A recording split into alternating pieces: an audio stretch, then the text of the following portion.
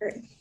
Hi, everybody. Welcome back to another episode of the World of Ability.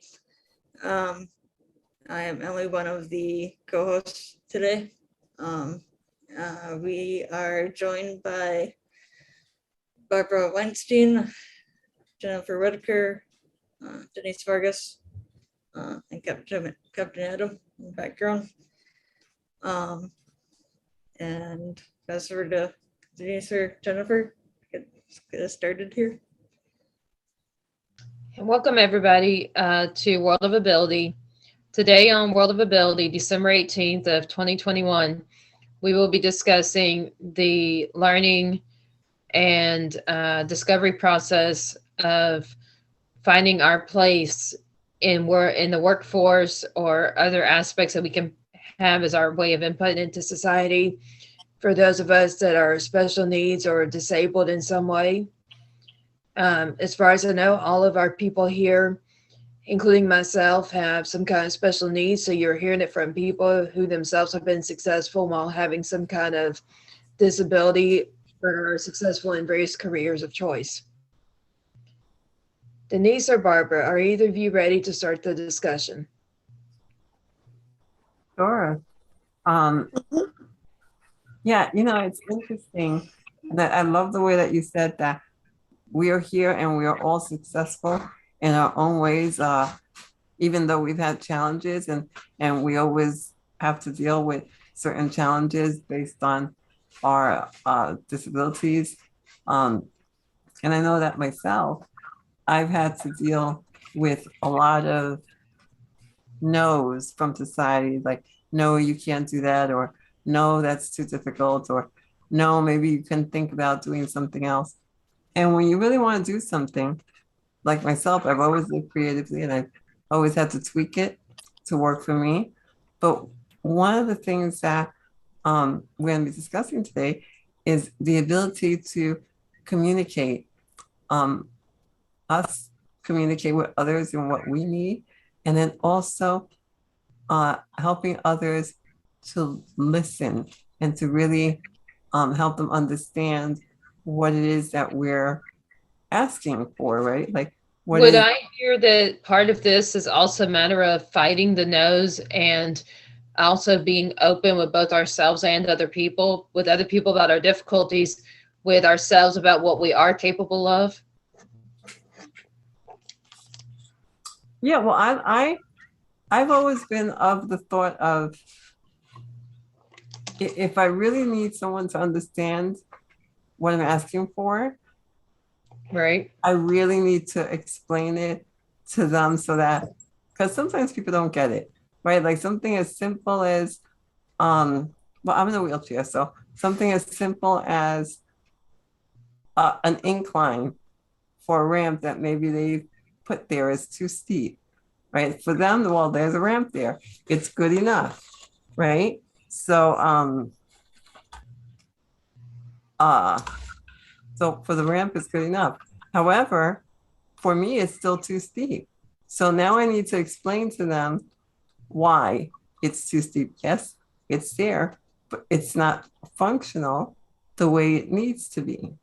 So it's just really a matter of. You also, what I like is that you mentioned about some disabilities are visible versus what you know about mine with autism, PTSD, epilepsy. Like you can see where we act quirky, but the disability itself is not visible.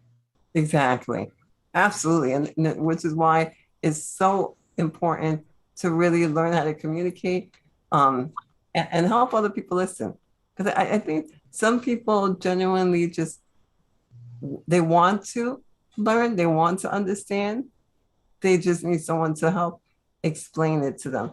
And like you said earlier, what better way than to hear it from us, people with those needs?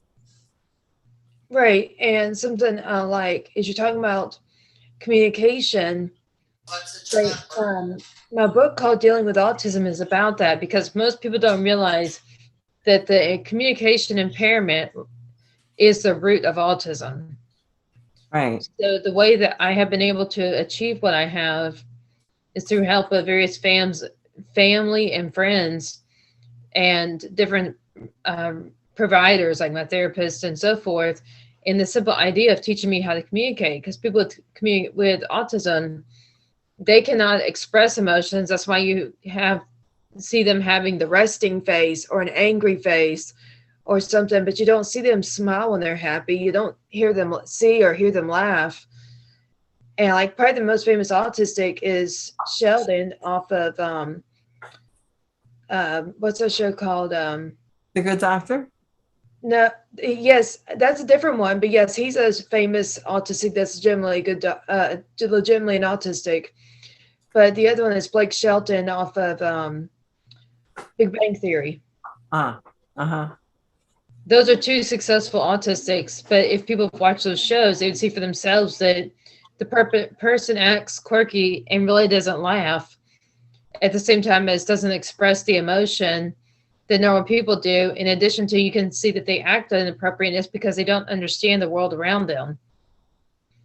Exactly. So a lot of people don't realize that certain conditions like that, like the autism, the root is the inability to communicate, which goes with your idea of we need to make it out there, the importance of communication, because especially those people with certain disabilities, if they learn to communicate, the disability itself would be, quote, invisible or less hindrance to them being some part of society as far as some kind of work. Right. So let me ask you, Jennifer. So I know that you mentioned the different challenges that you and I face. You know, someone with a physical, like someone that they can see has a physical disability, as opposed to those that are invisible. Right. What is the biggest challenge that you've faced in trying to explain to someone what it is that your particular need is at that moment?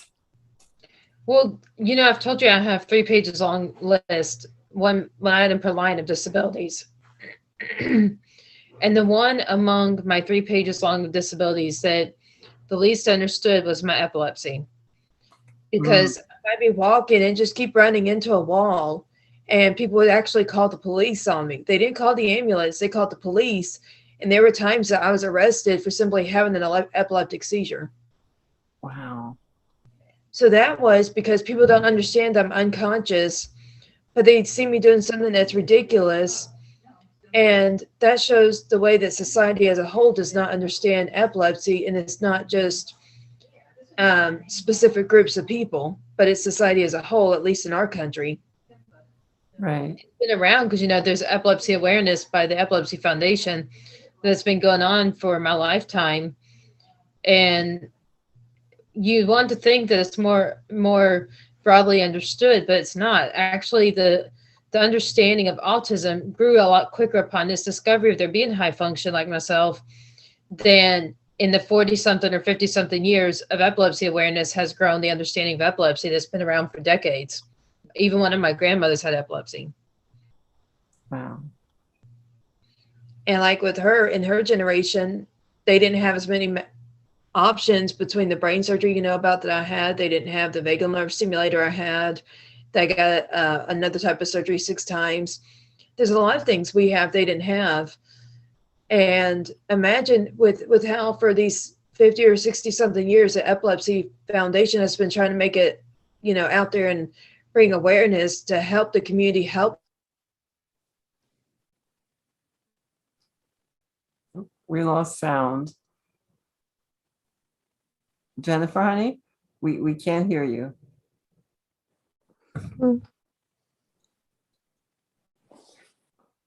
Jennifer?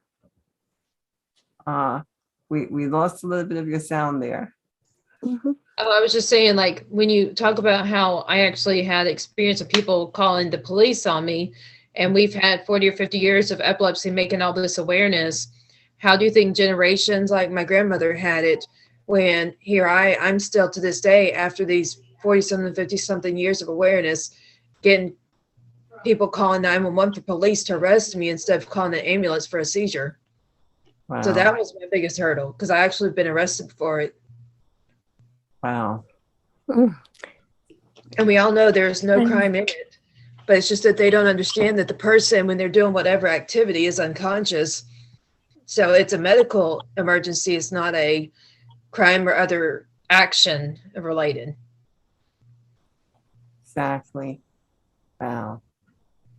I saw Um, such a problem with my students that it wouldn't be communicated, it wouldn't be understood, and the school reports, the school papers, that like one student would go from epileptic, no, he would be um what do you call it, hypoglycemic.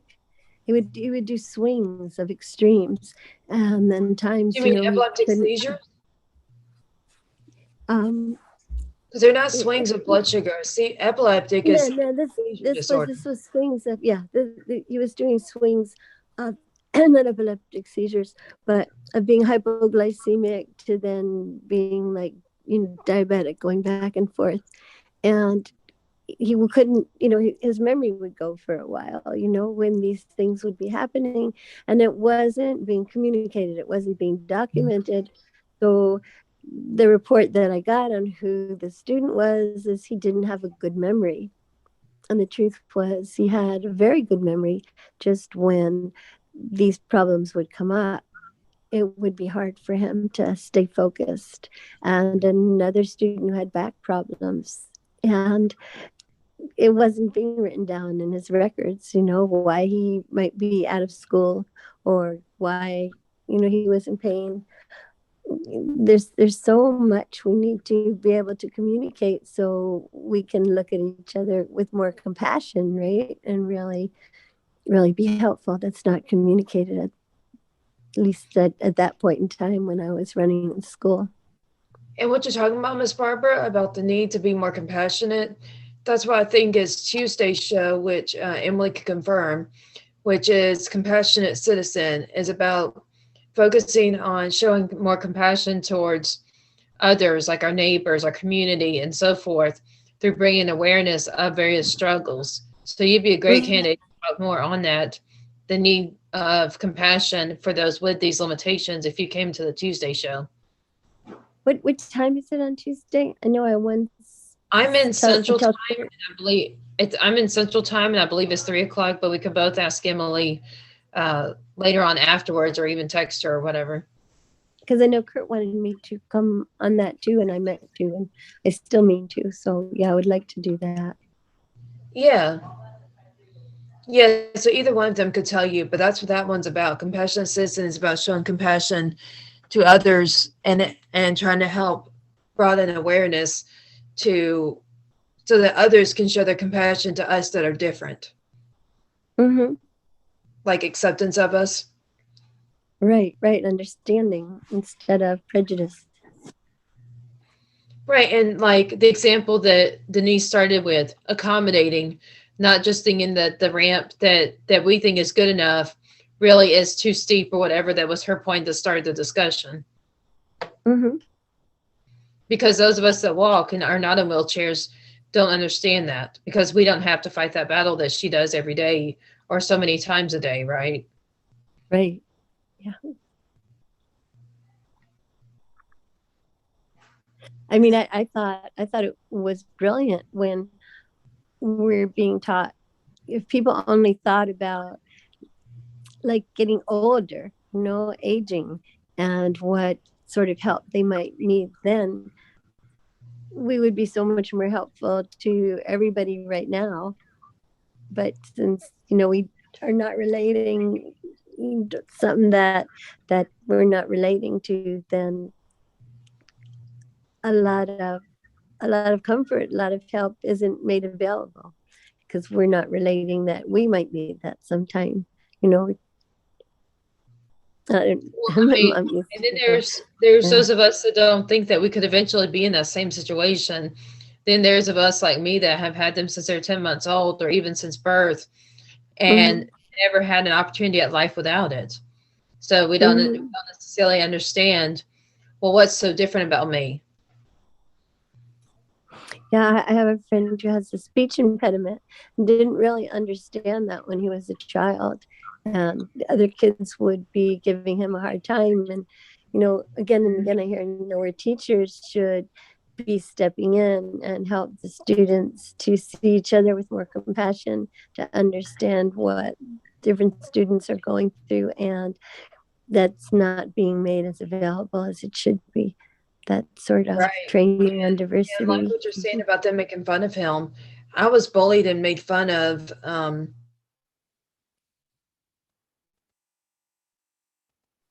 We lost you again, Yeah, Jennifer. we lost sound again.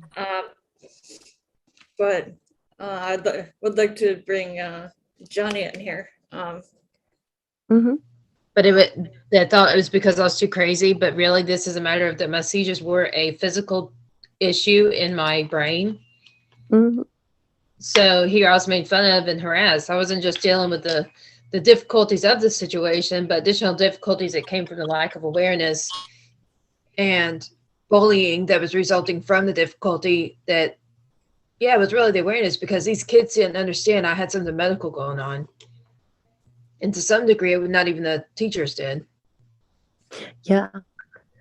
I saw that in the school that I had. I think that happens a lot, often, and people, we need to take the time to get to know each other and understand each other. We're in this world where everyone's rushing around so fast. It's so silly. I keep hearing people say, I'm going to use the restroom real fast. It's always preface. Yeah. I think it's not just what you say of taking time to get to know each other. I think with our modern day internet that that in the 80s and 90s, my childhood, we didn't really have, is that now people, when they see somebody being so quote odd, do a little research on Google or something and say and look up what could cause, and then whatever is that weirdness. Okay. And to use this like Google or Bing or whatever major internet search engine of your choice to do research to see that that actually could be somebody with some kind of condition. And maybe even if it's somebody you care about, look up, read more about what you find that's about that condition, and good ways to understand it, good ways to help cater for people with that condition, like, the building the ramp or the whatever, that's the accommodation, so that that person can function to play their role within society, while at the same time, you as a support system, the friend, family, or whoever, able to help them through the hurdle instead of making it a bigger hurdle, like with the example of a ramp that doesn't work, or seizures and getting kicked around or bullied for having them, which the anxiety would then onset more seizures for me. And that's why I say about like worsening it. Absolutely. And, Good as we're talking about getting to know each other, I'd like to, again, like Emily was saying, welcome Jonathan. Jonathan, we're discussing the importance of communicating and expressing our needs so that others can understand, so that we can all be equal in society. So welcome, Jonathan. Thanks for having me. Thank you so much. What was your input, Jonathan? Yeah, so I wanted to, I guess, first introduce myself and who I am. My name is Jonathan Repash. I'm a personal trainer, a fitness trainer, and while I don't have any particular diagnosed disabilities myself, I think Kurt offered me the spot to come on today to kind of talk about this from the perspective of my area of expertise as a fitness trainer. And speaking to everything, what everybody's talking about right now is, I think, when it comes to physical activity and going to the gym is absolutely a place where there are a lot of problems when it comes to the way people treat others with disabilities, and also the accessibility of gyms and workout equipment for people who do have various different types of disabilities. And like, my job and what I do is very one-on-one fitness coaching type thing. And the way that I look at things with each individual client is I try and customize working out and exercise for each individual person. Because we know there's various different health and wellness benefits of being physically active and, being overall healthy and following a healthy lifestyle. And that does not and should not exclude persons with disabilities. Everybody needs access to gym and exercise and physical activity options. And I would like to maybe get everybody's perspective on that. And then maybe I could talk further about my experience in the industry with that type of thing. Adam, do see. you, or was that you, Yes. Emily? No, I was saying I've been impressed with certain yoga teachers who, because I'm in my 70s and I have disabilities from previous injuries, and I watch the teachers be very supportive about, it's wonderful how you're doing it. Do everybody do, the best you can, feeling good in your body, and to take the pressure away from doing things differently. Like I might, need a tree if I'm needing to balance. And I'm very, grateful for these people who are like in the yoga community that just encourage people to do the best they can without having to feel like embarrassed or for other people to think, oh, they're not doing good enough. Yeah, the people who are leading like you are can make such can make such a difference in the way you introduce people to each other and the way you comfort people in the efforts that they're making and let them know how great that is, the courage it takes, to make efforts when you might have greater challenges. Yeah, and I think it was very interesting. I don't remember who was just saying it, was either Barbara or Denise, maybe, talking about how people with disabilities and people who are kind of, older populations, as we age, we tend to get injuries or like past injury history that kind of limits or changes what we can do when it comes to certain things. And physical activity is not a exception to that rule. I work with people who are older sometimes, who have many pre-existing injuries, and it comes down to, well, number one, in preparation for this podcast, I was reading a bit of the data on this and kind of like accessibility of gyms and what the current state of that is. And it seems like in most surveys that are performed, the number one thing that people want more out of gyms to make them more accessible is they want a better environment. Like they just want the people to be more welcoming, and they want the people to be more friendly, and they want the people to be more accepting and open to people with various different needs. And I really think that it doesn't cost any money for the gym to like installing a wheelchair ramp that is an appropriate grading. That's a very important thing, but it costs the gym money. It doesn't cost the gym or the facility any money to just be nice to people, right? Exactly. But we also know one of the things that is part of that problem, at least to my best understanding, is that at least a certain level of the employees is minimum wage. So half the time it's a problem of they don't really want to work. They want the money, but they don't necessarily value the job or give it their all, like a physical therapist or someone like you would.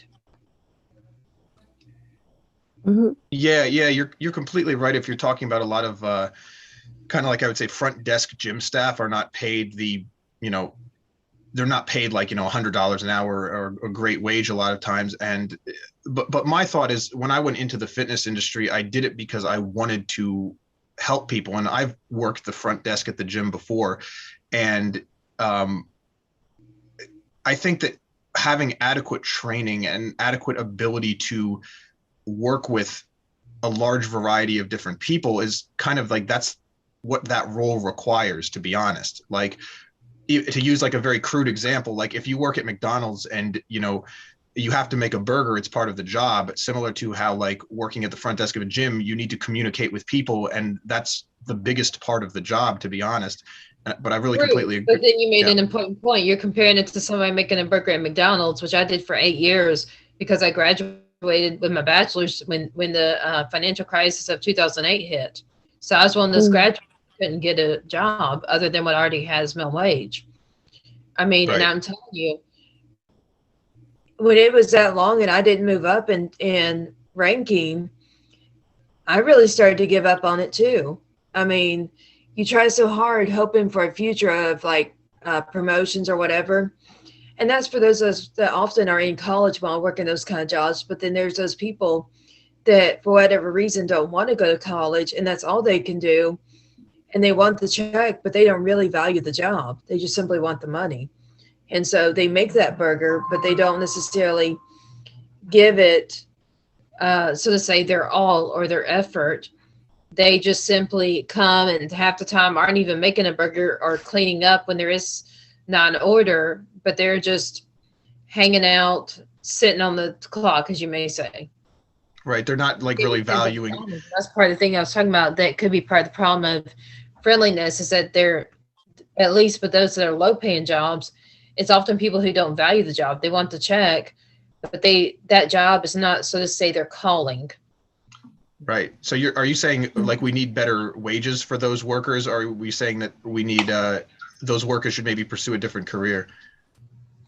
I'm saying that they need to get into something they actually enjoy, and that often those jobs are starting points, but they're not necessarily where the person belongs. So often, as far as employment, the better employees are those that are college students or high school students that plan to go to college, meaning that they want to use that as their starting route, but they don't want to use it as their destination.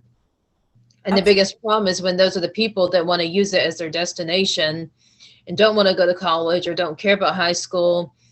So then they end up just kind of sitting on the job versus, like, I worked hard at McDonald's for a long time because I was hoping to move up on the chain of command and to, through that, increase my income to be better off, even when I couldn't get an accounting job, after graduating in December of 2008 with a bachelor's in accounting. So you think that potentially contributes to a more negative gym environment when you have people working in positions that they don't really actually enjoy, and then they're possibly mean to, or at least not helpful to people who are but I don't think patrons. It's independent to gyms, though. I'm saying that's just general minimum wage work. Well, versus you get in the gym and you've got people like you that got some kind of formal training, and that's actually where they see themselves destined to be and what they want to do. And they're usually, like, the managers and so forth are great people that are helpful.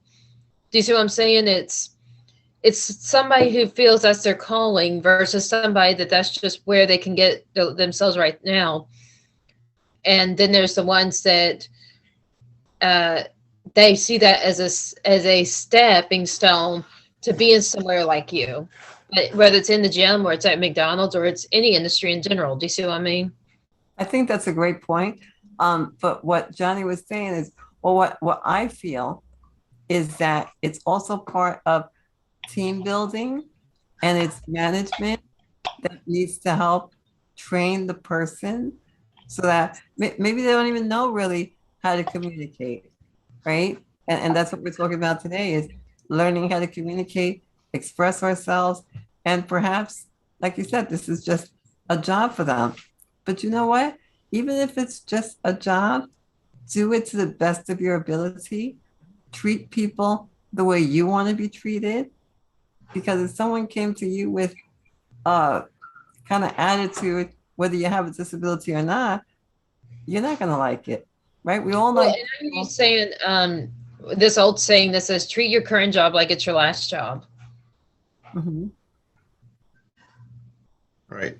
And I also think there is definitely something to be said about whenever I see a gym, or whenever I've been to a gym or had negative experiences in a gym environment, there's usually a managerial problem that kind of causes that the employees are not treated well, or the way that the gym culture is not conducive toward being inclusive, or there's something just with the way the gym is run that kind of like trickles down to everyone, that kind of makes things like, even if you have people who are, and here's another thing, is even if you have people who are, not bad managers, that doesn't necessarily mean they know what the things that they should do in order to make their gyms more accessible to everyone. Right. Exactly. It goes with a certain thing, which is that often they work their way up in management, but they don't have formal training, versus my comparison of someone like you, where they feel that's where they're destined to be, and they usually have some kind of formal training that got them there.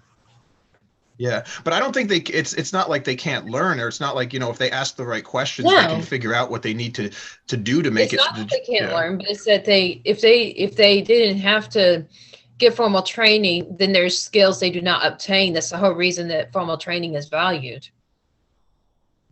Right. Yeah. And I'll just say, like, because my kind of perspective, or my direction on this issue is kind of from the perspective of like, how do we, and maybe everybody else can offer more of their own thoughts on this, is how do we get more people who weren't otherwise partaking in physical activity, knowing the fact that like being physically active increases your lifespan, being physically active increases your quality of life, being physically active generally increases your happiness measures. How do we get people to take advantage of that who wouldn't have otherwise partaken in physical activity or going to the gym or working out? Like, how do we improve the gym environment? And then how do we kind of like present it in a way that is attractive to everyone? Does anybody have any thoughts on that Adam, type of do you have topic? any thoughts? Because you haven't said anything lately. I guess he's not here. So who was it that was starting to say something?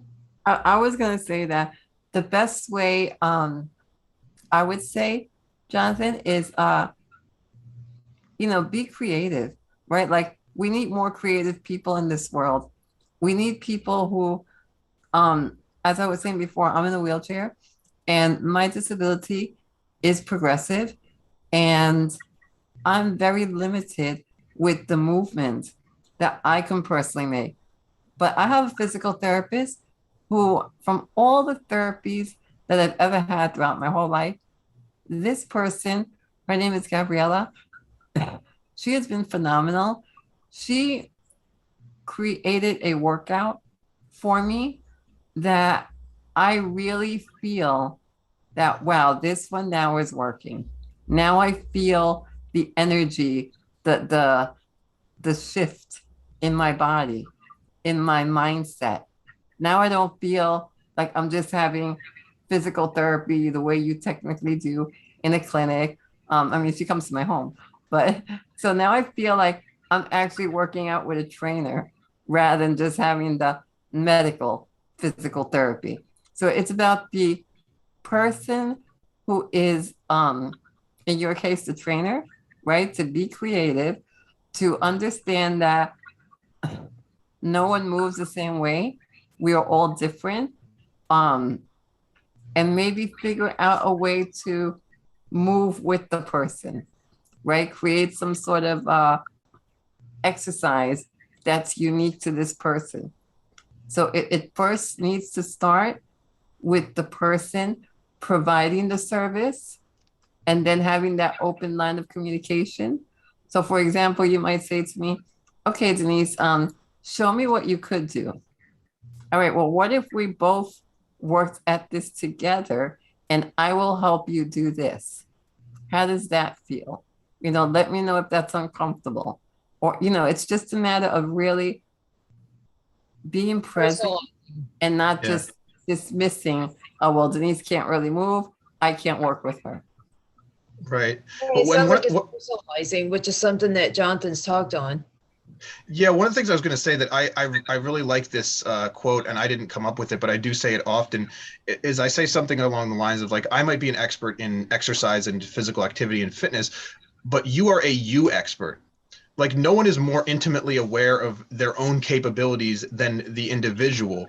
And if we can kind of put my expertise and my experience together with your expertise on yourself, we can come up with the best possible mix of training that's going to be effective and work for you rather than just saying, here's a program, do it.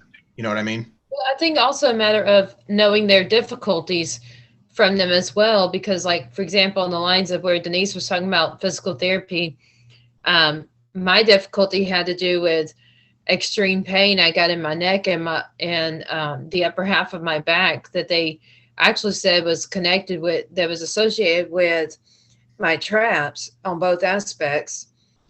And that's what my physical therapist said. And they gave me the appropriate workout. That's what relieved me. So in that case, it wasn't my capability. It's what they seeked after and to fix through physical exercise was my struggle or the negative thing, Right. So it's not just about your capability. It's also about seeing what you can be capable of or seeing what is the most struggle. What's my struggle that I could be capable of through exercise? And see where I'm going with that? Yeah, absolutely. And I encounter it really often with a lot of people, like many people. One of the things I talk about often is I believe 60% of people have an incidence of like severe lower back pain at some point in their life. Like it's something that's a really common experience for most people, have a bout of back pain that kind of, takes them out for a little bit at some point. And one of the roles as like a trainer is like, how do I help people, the individuals who I work with, if they come to me like that, or if they have that happen like while we're training, how do we manage that in the context of still keeping them as active as possible and training to improve that issue, rather than just saying like, oh, you just got to push through it, or like, oh, because that doesn't really work, right? Customizing it to the individual and creating a structure that helps them grow instead of limits what they can do, if that makes sense. It does. And what I hear you also bringing to mind, at least to me, is that often it's a stereotype that a trainer pushes you to your limits and it's not accommodating or understanding, etc., versus the idea that a physical therapist is understanding and customizes it, etc. That's what it sounds like you're saying is not true through talking to you. Yeah, I'll say good trainers do exactly what you said. They customize and I try to be a good trainer if I can at any opportunity that I have. Good trainers try to customize the programs and create their training in a way that's going to be the most beneficial for the client, which probably the vast majority of the time, unless you have someone who's like a really, really high level athlete who really, really wants to like push the last like 2% of their performance, getting them to push themselves to their absolute maximum capacity all the time is actually going to be really counterproductive for them getting the type of progress that they're going to want to get. And even for like high level athletes, there's a lot of those that train too hard. There is a thing called overtraining, when you do too much training.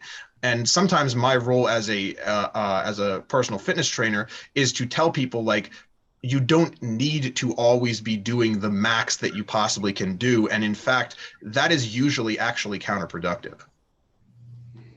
See, I think a lot of people on here for different reasons need to hear that, because there's that stereotype I mentioned about versus you saying about what's the reality of your profession and what y'all really are trained to do and not do as far as in terms of the service to the client. Right. And I will say that like, the mainstream kind of idea of personal trainers is very, very much what you said. And there are quite a few trainers that definitely promote that type of idea, that you always got to be training hard and you're just, if you can't take it, you're just weak. And like, you just got to, get it done and you just got to shut up and do it. And like, I really think that that's, if you're trying to reach the most people, and if you're actually trying to help people, that's a really negative and unproductive way to go about fitness, because the vast majority of people, that's not going to actually help them. And I'm in the game to try and help the largest number of people and the most diverse base of people. Would you say, based on the way that the general perception is, that trainers are the way I said, would you say that the people who actually are that way are a minority, or are they a majority of trainers? I would say it's tough to say. And I would also say in the circles that I tend to associate with, most of the trainers tend to be pretty good. But then every once in a while I go out there and I look at like the mainstream fitness personalities who are on, like have millions of followers and subscribers and such. And a lot of them are really kind of in that camp of where they're promoting they're on the other side. So I'd say I think there's a lot of really good trainers out there, but I would say, unfortunately, in my experience, the majority of the stuff out there on social media and just that's the most visible is not good information. And it's not like well supported by, it's not evidence-based type training, and it's not stuff that's actually like going to be the most inclusive. And it sounds like you're also implying that it's also not what's the most accommodating either. It's a design fit majority, but the majority in the negative approach. So as far as this podcast, where we focus on people, the world of ability, people with disabilities, that those big ones with the millions of fans also are not the best ones for at least those with disabilities, if not possibly bad ideas for a lot of people. Is that true? But I do think that there is a great opportunity there if someone does have a large following, if they can be, I wouldn't say like maybe convinced or kind of like talked to about this, and if they can kind of like shift their messaging a little bit to be more inclusive, I think that's a huge opportunity rather than just writing them off entirely. Absolutely, absolutely. And Jonathan, I actually loved what you said about pushing someone too far, and it actually uh, makes the situation worse. But I remember that when I first started physical therapy after many, many decades of not doing it, I felt like I overdid it because they made me work harder than what I'm able to. And like, just a few more, just one more, just one. And every time that they say one more, I just kind of felt like I can't. And I would be more exhausted. And at the end of the day, I felt like I accomplished absolutely nothing. I feel weaker. And with the person I'm working with now, I really literally feel so much more energized. And I feel that this person really got me. You made And a key point, Miss Denise. So you were more exhausted by pushing yourself, like Jonathan was saying in part of his speech. But I also hear what sounds like you lost your motivation or self-esteem because I couldn't do it as much as they wanted, or that kind of stuff, where it could have been counterproductive in your mental state too. oh, absolutely. Absolutely. I felt like, well, if she thinks I can do it or he thinks I can do it, but I can't. And you cannot have two opposite opposing thoughts in your brain because that will just Right. totally, wear you out as well. So yeah, absolutely. Yeah, but you become thinking like it's almost like the trainer is kind of like shifting responsibility to the client. Like, oh, if you're not doing this, it's your problem, or it's your fault that you're not doing this. When in reality, to me, I try and take as much personal responsibility as possible, because if I have a client who's not succeeding, I don't want to first look at like, what am I doing wrong, or what could I do better? Yeah.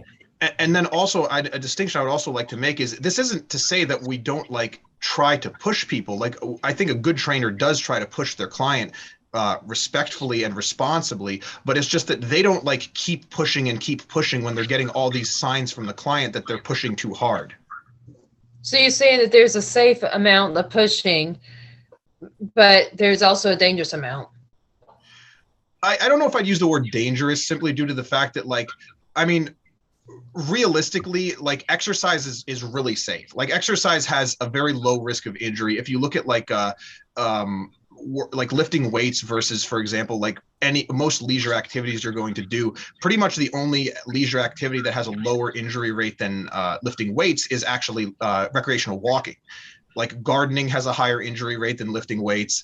Bike riding has a higher injury rate than lifting weights. Running definitely has a much higher injury rate than lifting weights. But not to say that any of those activities, I don't think most people would be like, oh yeah, I'm not going to garden because I'm afraid of, well, maybe people with back issues might say that, but I want to just start out by saying that I know that based on the evidence, exercise in general is very, very safe.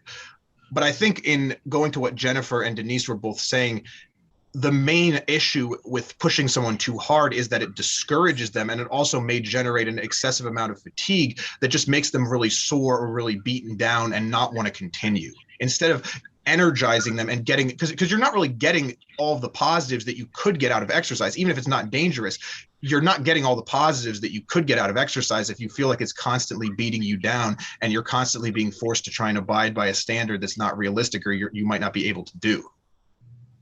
Right. Yeah. So I think it's important to make different options available for different people and accessible for different people. I know Barbara hasn't said anything in a while. I'd like to maybe hear a little bit of her opinion on this as well. Yeah, I think that life goes by quickly, and the whole idea is for us to be happy and to be enjoying doing things together, working together, co-creating, and we have to find ways to make the hardest work into play, into fun. So what music can be put on, or what games do you see, if you could do better, or what kind of competition. Just I think fun and laughing is just the best way to get work done. The best way to grow. We shouldn't forget how important that is. Absolutely. And Um, one of the, I'm sorry, Emily, are you there, Emily?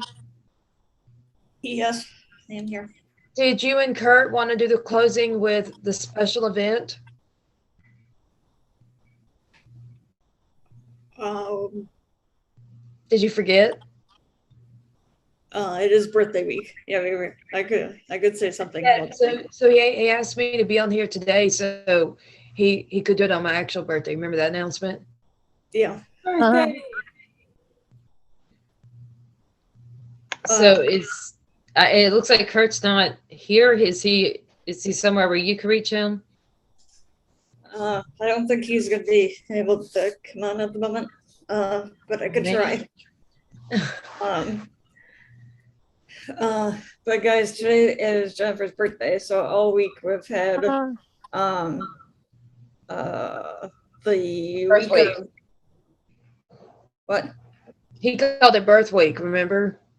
Yeah, I know. Birthday. That's what I'm saying. It's been all week called Whitaker week, and it's been celebrating her birthday like every day this week. Happy birthday to you. Happy birthday to you. Happy birthday, dear Jennifer. Happy birthday to you.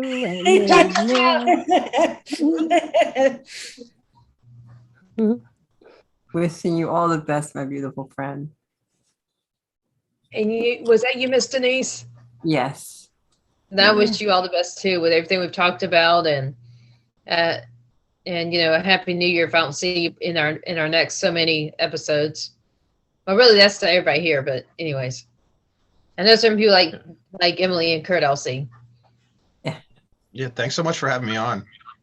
Thank you so thank much, you. Jonathan, because your perspective as a person without, and I love the way you said, without a diagnosed disability, because, as Jennifer was saying before, there are so many invisible disabilities in this world that people, they just don't know, right? And it might be decades before you realize, oh, wow, that little thing that I was doing all these years is actually because of this other thing that I had and I Exactly. never knew, right? So I loved how you said an undiagnosed that you know of disability. Right, like what I think that's Miss Denise talking. What she might be stemming off of is that I was 26 before I was diagnosed with Asperger's, the high function autism. But it also wasn't until the last 10 years that different research even showed that there was such a thing as high function autism. So there's you never know when your invisible thing could actually be a true diagnosis in the future that just we as a society or different researchers or whoever are not aware of. And that can be anybody listening. That's not just applicable to those of us that are on here. And then speaking like unselfishly about myself, like you never know what's going on with other people, so you never want to assume what they have or who they are or what their situation is. So you just want to be kind to people in general and kind of give people the benefit of the doubt regardless of what you may or may not know about them. And I think also something that one of y'all started to hit was you, Miss Barbara, about compassion. That's what we talk about on Tuesdays, is like you said, the benefit of them, Jonathan, but being compassionate about them because of the way they're different. Because unless you're in a certain restricted limit of professions, you won't know when that awkwardness or whatever other thing about them could be a diagnosis that you're actually doing some kind of stereotype and judging somebody based on a certain group that you're not aware of because you don't know that they have that certain hurdle. Right. And this could be symptomatic of genius. It's always nice to know. Well, I'm familiar with that about Asperger's. And honestly, my boyfriend Gary calls me his live encyclopedia. Because ask Jen anything and she knows the answer. I love that. That's beautiful. Yeah, so I want to thank you again, Jonathan, for giving us your perspective as a professional trainer. And what we ask everyone out there who is listening is to just really listen. And if you're unsure, ask. I am an open book. You know, I love explaining to people what it is that I have, especially kids. Oh my gosh, I love when a child Yes. runs up to me and says, "Oh wow, that's cool. Why are you sitting in that?" And then I'll explain to them, right? Depending on their age, I will explain It's to an help them opportunity. understand. Yeah. So let's just be curious. Ask questions. Don't be afraid. We're more than happy to let you know. And yeah, let's be there for each other. Let's be I kind. think, Denise, something Thank that was you. key in what you said is not just being understanding, but wanting people to do it with an open mind instead of being already prejudged of whatever that they don't understand. Yes. And that goes to not just listeners who are the other people in the world of ability, as far as others with special needs, but even those that, like Jonathan here, who deal with us as a community, but they themselves are not, so to say, part of it. But that for both to be with an open mind, because I think by just simply having an open mind, we can skip so many different judgments and a lot of other stuff. And like build a stronger bridge, like, you know, the bridge of connecting your and my limitations to the world that doesn't have ours. Right. Absolutely. And to talk about that, I mean, one of the things I like to do, I like to just kind of ask people, if we have maybe 5 minutes before we go, like what, because it helps me learn more about the needs of people who I work with and just the general public. And it makes me better at my job. Like, what is everyone's kind of like overall feelings toward like physical activity? And also, like, if you do or don't work out, like why do you or don't you regularly exercise? Does anybody have anything that they might be able to share on those topics? Well, I think a common reason, and this goes for people with and without special needs, is busyness. They're so busy with what life has thrown at their way that they have to set priorities. And with a lot of them, stuff like work or accommodating for a special needs child, or even accommodating for their own special needs and or religious related responsibilities because they obligated themselves to help out at the church. All these other aspects of life that we could argue what yours is different from mine and whatever, but in the general scheme, we have all these different obligations, and these certain ones that are priority eat up so much of our time that a lot of people said we don't have time to exercise because we've already delegated so much of our time towards these other priorities, with each of us as individuals having different priorities in different orders. Right. So you're saying many people who don't exercise may not have the time to exercise. So follow up to that, would that mean that combined with it not being one of their top priorities, so they're not motivated or desiring to make time by sacrificing a different priority for that priority. right? So it's a combination of maybe not having the time, also with exercise not being their top priority. But if they did make it a higher priority, they might be able to find some time. Well, right, because they'd have to sacrifice something else that takes up that 1 hour, 2 hours, or whatever time span, and to say, I'd rather this certain amount of time per week or per day or whatever to be for exercise and workout instead of A, B, or C or whatever else. right. And can I do a quick plug for something for myself real quickly? Absolutely. Yes. So I one of the things I try to do in my social media content, I do a lot of social media content creation in relation to fitness and working out, is making workouts kind of like more accessible to people in terms of like, time. If you don't have enough time, like shorter workouts, equipment. If you don't have access to a gym, like stuff you can do with like things you would have at home, or very cheap equipment that you can buy for your home. Modifications for people who aren't able to do certain types of exercises, like a different, easier or harder modification of that exercise. So if anybody was interested, I got a good example right there. Like you said, certain exercise equipment is cheap. You're like this. You recognize this? 5-pound dumbbell. Mhm. There you go. This is a 10-pounder. Or no, this is a 5-pounder, but I got a set of 2. Downstairs, I have a 10-pounder. Okay, the sets of these, they were 2 to a set for something like $10. That is not like what a lot of people associate home workouts with, that treadmill that's so many hundreds, or the at-home bike that's so many hundreds, or maybe even thousands, depending on which one you buy, right? Yep. Yeah. So finding ways to be able to, like, you know, because most people aren't going to upfront invest like $1,000 in a really expensive treadmill. It's just like wouldn't even do that, honestly. And I like live fitness is like my life, right? So it's unrealistic for me to like say this is the barrier that's going to stop you from exercising, is if you're not going to buy this expensive treadmill. But what I was getting to is I'm doing this thing for 12 days leading up to Christmas. I'm called the 12 Days of Liftmas. I'm posting on TikTok and Instagram, and I'm posting a short video that takes of a workout that takes 12 minutes or less, with a bunch of different options for adjusting and modifying the workout based on your capabilities. So if you want to check those out, they're at TikTok and Instagram. I'm Johnny Reps Fitness. It's JONNY_REPS_fitness on both of those platforms. Would you share that in the chat so viewers can look at it? Some people may be better with hearing it. Yes, I will. Yeah. I love the name. That is beautiful. It's based off my last name, obviously. Johnny Reps. Yep, I'll drop the Instagram link right there, and then I'll drop the TikTok link as well. And it was the 12 days of Liftmas instead of Christmas. Love it. That's perfect. Very, very creative, Jonathan. You know, and Jonathan, and the question that you had asked, what are some of the things that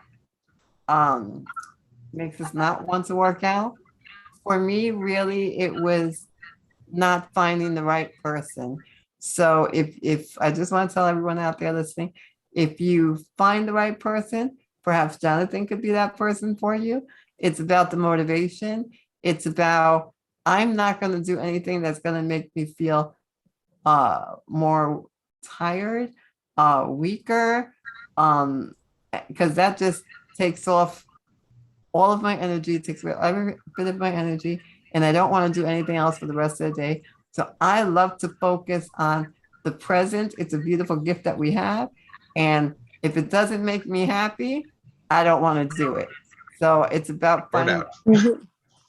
Well, and you know, you made that comment about doesn't make you happy, and that makes me think, Jonathan. I think another problem is I don't know how big of a percentage this is, but people are either embarrassed to go to a gym because they're overweight, and they feel like they don't belong there because a lot of the people there are already in shape, like you or me, or they feel like they just can't do it. They're not motivated. Because there's other people that have weight problems, and I think part of there could be a mix of various reasons, from accessibility to motivation, to even the time, and a lot of other reasons. But a lot of America is overweight, and I think part of it is also the lack of motivation, that maybe they do have time, they do have the finances, but they just don't want to because they're not motivated, as opposed to legitimately don't care. Yeah, it was interesting. I actually read a study a few months ago, and it was talking about people who, like, the top reasons why people generally don't participate in exercise, and one of the top reasons was time. But then there was also actually a follow-up study done to that, where they analyzed, well, how much time do the people who regularly exercise have versus the people who don't regularly exercise, who say that time is the primary reason why they don't exercise. And it turns out that they both had the same amount of free time. It's just that, like Jennifer said, the people who were exercising were putting exercise as a priority to get it done, instead of having other things as a priority above it. It wasn't that they had any more or less free time. It's just, on average, they had about the same amount of free time. It's just that they were finding ways to fit it into their schedule, and they were also prioritizing it.